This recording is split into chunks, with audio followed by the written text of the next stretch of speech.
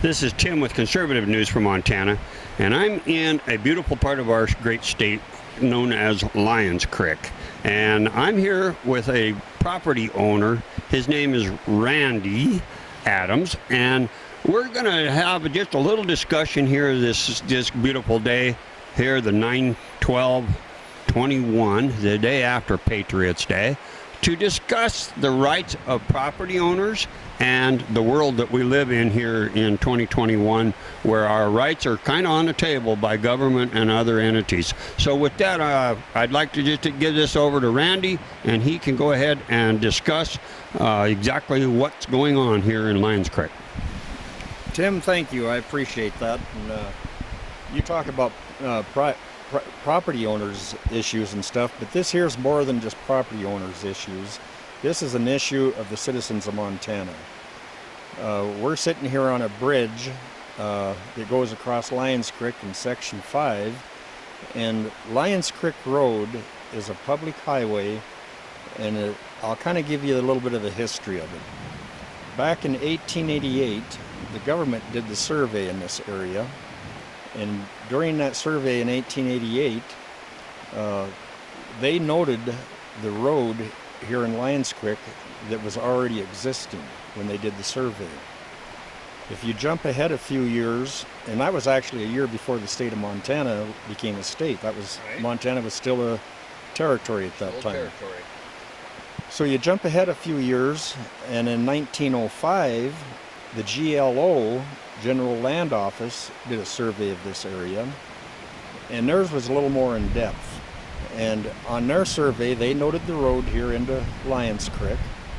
And not only did they note the road, but they, right up behind us here, probably less than a quarter of a mile on beyond this bridge, they noted the mine shafts, they noted a boarding house, they noted an office, they noted Andrew Wells's homestead, they noted ditches and canals, and they went so far as even measuring it out in chain links from the boundary lines between sections 4 and 5 here in Lyons Creek.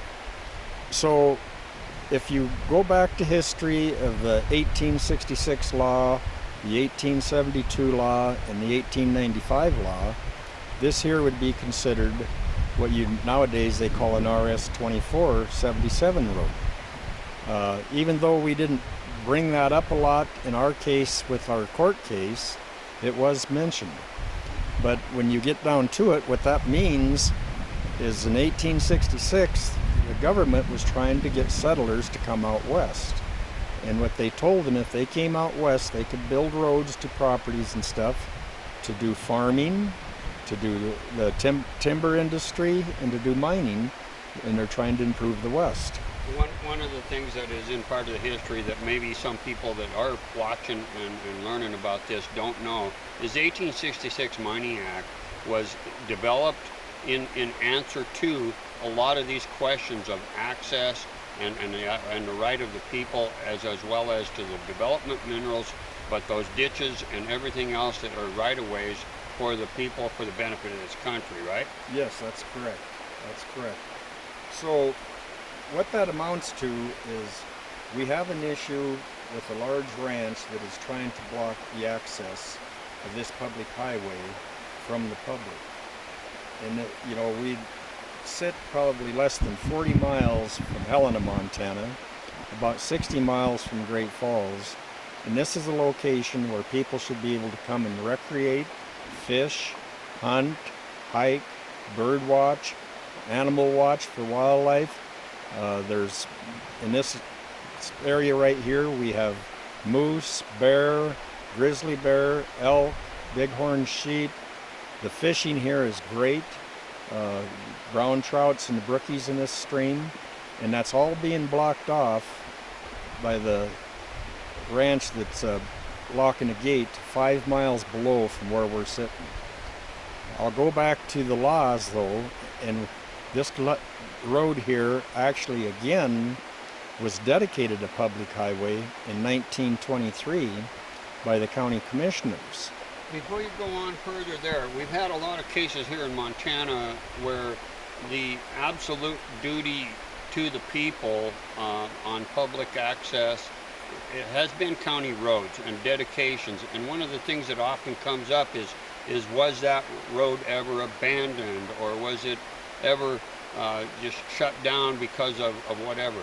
In many cases, the earlier commissioners of, let's just say 50 years ago, automatically went with what was needed to provide that access for not only the development of minerals, but for the rights of the people, including property owners, including the public access. And from what I understand, the 23 decision dedicating this as a public highway and never ever going along with what I heard was a motion to the commissioners to abandon that was refused by the local government.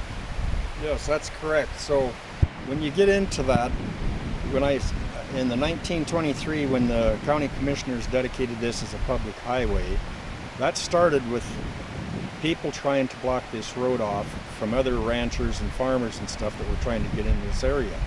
And that actually started clear down at the mouth of Lyons Creek, where the Interstate 15 is at the start of the, right off the frontage road. In 1923, a gentleman by the name of Mr. Fletcher owned property down there, and he fenced and locked the gate off. And he was trying to prevent a gentleman by the name of H.J. Heron to come up to his properties in Upper Lyons Creek here to his game farm. And the commissioners ruled on that. They discussed that in a meeting. It's in the documented records. And the commissioner said for the sheriff to go out, tear that gate down, and tell Mr. Fletcher not to be blocking that road anymore.